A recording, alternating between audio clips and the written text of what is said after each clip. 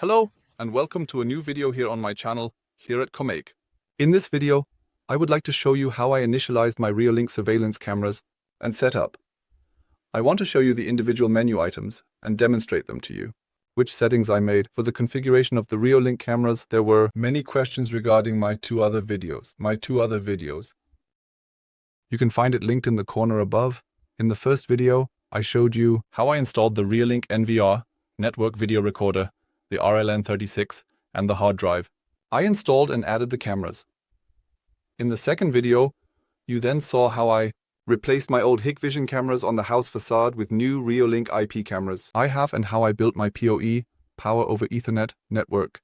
And now in the third part, it is about the correct settings of the camera.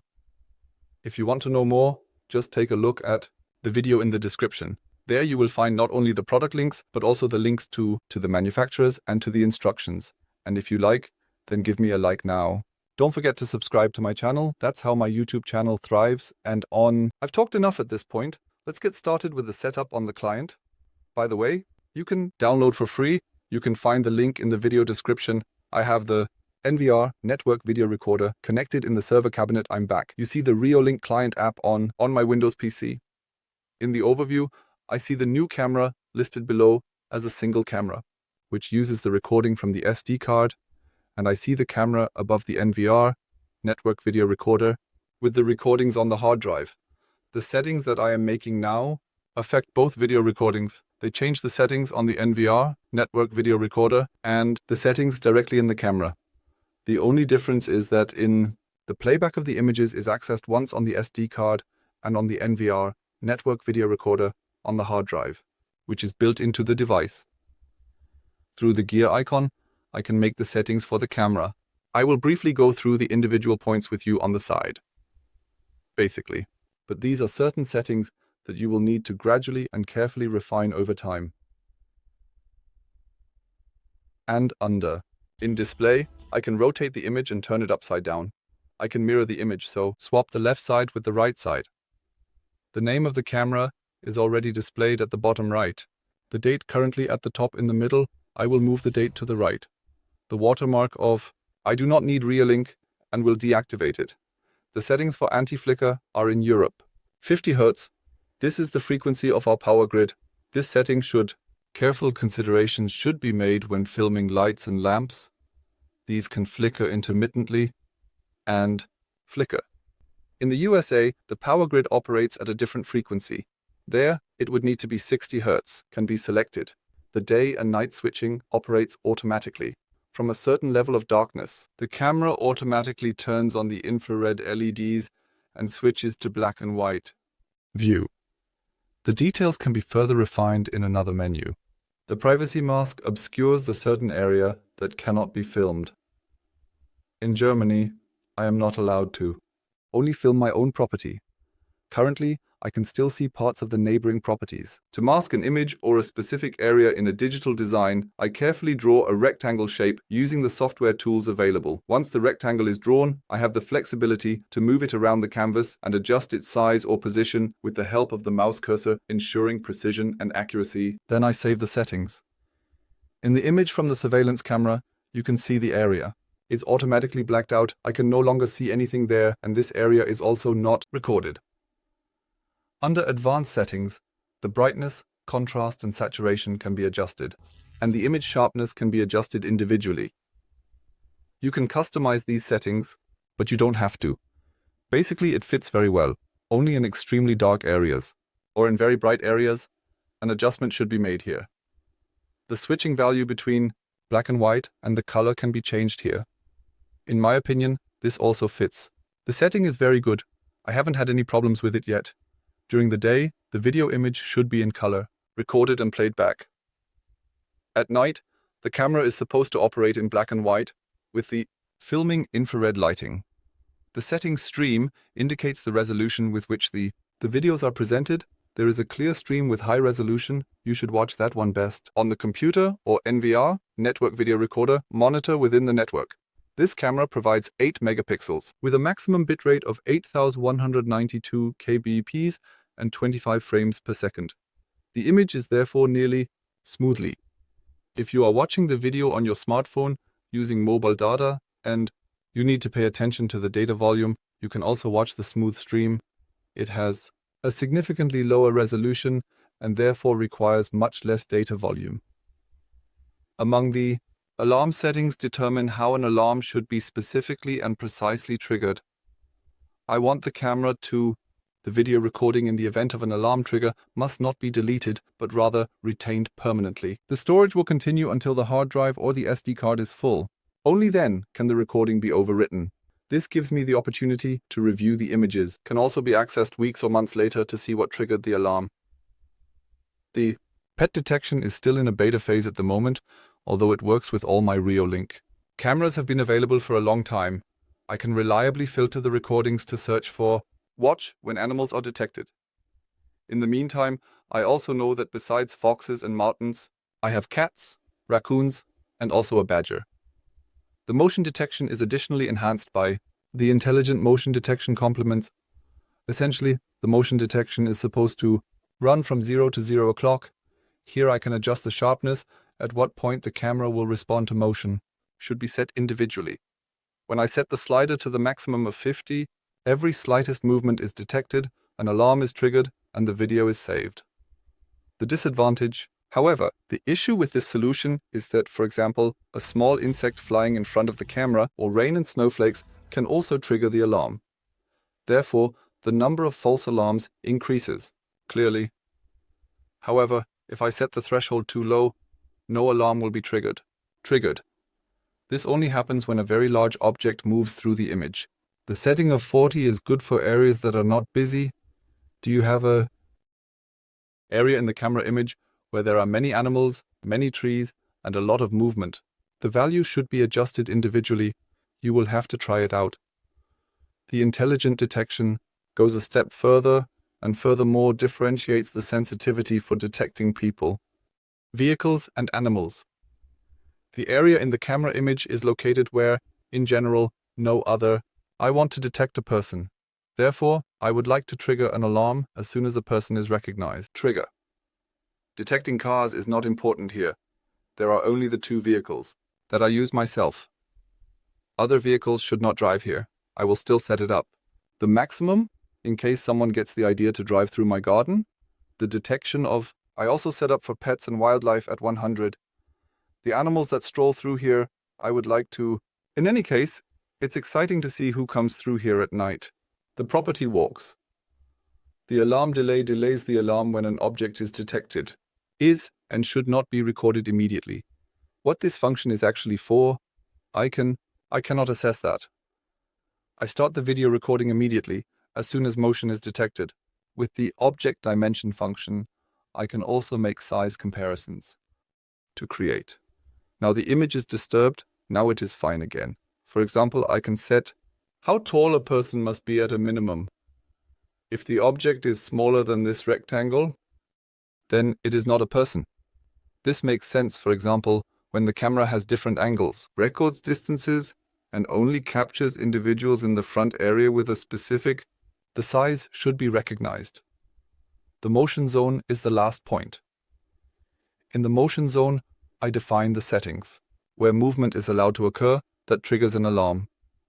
There is also areas with movements that should not trigger an alarm. For example, a wind turbine or a flag.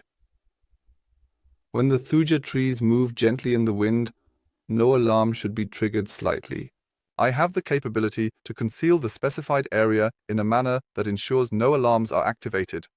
This means that the system will not detect any unauthorized access or movement within the hidden zone, maintaining security and preventing any alerts from being triggered. Trees are not that relevant. The Reolink cameras work very reliably. Moving trees rarely trigger an alarm for me anymore. But here is my WPC terrace, and I would like to not trigger an alarm every time someone goes onto the terrace. So I exclude this area from the surveillance. The area of audio and light is relatively quick. Slightly. Explains. The camera has a speaker and a microphone. Of course, I want to make the audio recordings, listen, and also record. The switch in the evening and in the morning between the color view and the black and white view with infrared lighting should occur automatically. The next. The menu item is surveillance. Under recording, I set all the relevant data that is necessary for the recording of significance. Here is the first difference between the settings of the SD card storage and data storage on the NVR network video recorder. The menu item overwrite activates when the storage space in the system is completely full, the oldest video recordings will be automatically overwritten. When accessing the camera, this pertains to the SD card, and for the NVR network video recorder, it pertains to the hard drive. In both variants, the recordings will start again from the beginning once the hard drive is full, can be overwritten. Depending on the size of the hard drive or SD card, for example, a week, 2 months, or half a year can be recorded. Pre-recording means that the camera not only saves images from the moment of motion detection, but also the 10 seconds before the alarm. I can only activate this setting and deactivate. Here, I would have liked to set the exact time that should be safeguarded additionally before the alarm is triggered. These recordings are really crucial, significant, and essential. Very exciting and quite relevant to me. For example, if I consider I watch a recording of the badger that is once again coming over from the neighbor's garden to my side. I usually miss the first 1 to 2 meters of the badger in the video. I would have liked to have that. A little more pre-recording. Moving the recording sets the additional recording duration after the last alarm trigger. In my opinion, the minimum should be 30 seconds. As long as there is a permanent alarm trigger in the image, this value is always taken from the last one. Detected motion. A crowd moving in the frame for over 2 hours would therefore account for 2. Approximately hours and 30 seconds will be recorded. The schedule determines when the camera will record. The recording can be set via the timer. At the activated time, it will always start. Recorded. I can also trigger recording by alarm trigger or motion detection. Control, I combine options, motion detection. Can I additionally distinguish whether the recording is separated by person detection? Vehicle detection or pet detection should be marked. I find it to be sensible. The recordings with alarm activation 24 hours a day, 7 days a week. To control and activate all additional markers for motion detection, we'll give the email address later. Here I can set up where a motion alarm can be reported, for example, via email. I have this data, but already saved centrally in the settings of the NVR network video recorder. In the FTP settings, I can set additional storage locations for video recordings. If I have neither an NVR network video recorder nor if I use an SD card, I can, for example, connect an external hard drive, a computer.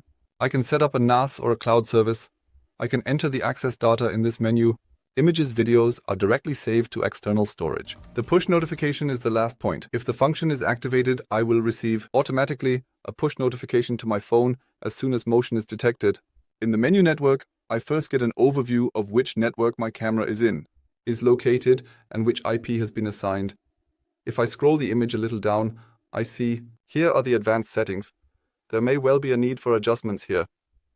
When I click on if you want to access the camera from outside via the internet, the corresponding ports need to be opened on your router. This can also be done automatically using the UPnP function. I can also open the ports myself.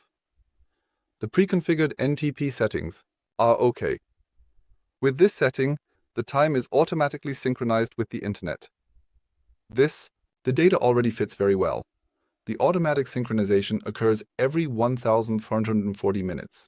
Means that the clock runs relatively accurately and consistently. In the storage menu, the camera's SD card is to see an error message. When I click on the card, a small menu opens. I see the message that the SD card is installed but not yet formatted. I will take care of that. Now after, I confirm the warning message about data loss when formatting. After the formatting automatically restarts the camera. It takes a little while before I have access again, and can switch to the settings. Under storage, I can now see that of my 256 GB, only 239 GB are actually usable, 280 MB are already in use, the last menu item. These are the system settings. Under user management, I can create new users, delete, block or change the passwords. Under date and time, there is the option to switch the time format from 24Hz to 12Hz. I can also adjust the date format to my preferences to adjust accordingly. I let the time synchronize via the internet. Here I can also set the automatic transition from daylight saving time to standard time. My automatic synchronization doesn't make much sense for this setting, but it doesn't hurt. Not either. Under the menu item, Maintenance, it is about the care of the camera. The auto upgrade is automatically set. The camera independently checks if there is a new firmware version, installs it independently. The camera software is therefore always up to date. Status. I can also manually test the firmware for an update. Currently, however, there is no new one. Firmware version. If there is an update that does not install automatically, I can also install it manually, of course. The automatic restart ensures that the camera will automatically restart at a certain time. This makes sense, for example, when the camera no longer responds properly after a long period of operation. With the restart, the camera is reset, the settings stay. A restart takes about 20 to 30 seconds. The default setting is Sunday at 02 dials. But you know from my video on the installation of the NVR network video recorder that this setting is definitely should be adjusted. Each Reolink camera has the same factory setting for rebooting. An uninvited guest thus knows that your camera is off on Sunday at 02:00 Lao for 20 to 30 seconds. The menu item Restore resets the camera to factory settings. But I can also do that directly on the camera. With Restart, the camera will be restarted. So you can see, setting up the camera is not that difficult. The network is not a devil's work as long as the network cables are laid out. Before I finish the settings, I will take a quick look at the NVR network video recorder. Start the camera menu from the NVR network video recorder. Here, I can already see the settings that I just made about the camera menu. However, there are differences in the monitor menu. I also have the recording activation, overriding, and pre-recording here, but with the setting Move Recording to set the recording duration of the last movement, up to 10 minutes, can be recorded here. At the camera, I had activated the middle value with 30 seconds. The packing duration indicates how long the maximum length of a video file can be before the recording is split, and a new file, 30 minutes is the default value. I can set the length to 60 minutes, which is 1 hour extend. The timer and alarm settings can also be configured here. I also have the option to apply my settings directly to all cameras that are connected to the NVR network video recorder. So you see, with just a few clicks and a little bit of time investment, you can set up each camera individually just as you need it. Or you can use the function of the NVR network video recorder and transfers the settings centrally to all cameras simultaneously. I will not introduce you to the playback page of the alarm recordings in this video. I think it is self-explanatory. You can use the filter in the timeline to select what you want to search for. Do you want all motion alerts, vehicle detection, human detection, or the badger with animal recognition? With every firmware and with every software upgrade, there are also new features. For example, the time-lapse mode, which is available for many camera models. This enables automatic time-lapse recordings. This is another reason to regularly perform firmware updates. Here's a tip from me. Always use the automatic search for new upgrades do not always work. Therefore, I have set up a routine through my Home Assistant that notifies me of firmware updates. From there, I can also install the update automatically, or I can download the new firmware directly from the website and install it manually. I hope I was able to give you a better understanding of setting up the Reolink cameras with my video. If you have any questions and want to exchange ideas with me, just write them in the comments under the video, the comment section. I will respond to you as quickly as I can. If you have any questions about the surveillance system, if you're interested and want to replicate it, I would be thrilled if you could use my product links. Can be found in the description under the video as well.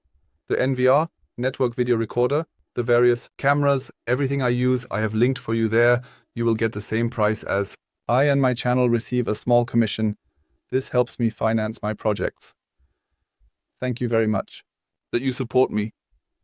Thank you also for giving me a like at the latest now. For this video, subscribe to my channel, then you won't miss any new videos. And I hope you will be back for the next video as well. Until then, I say goodbye. See you soon.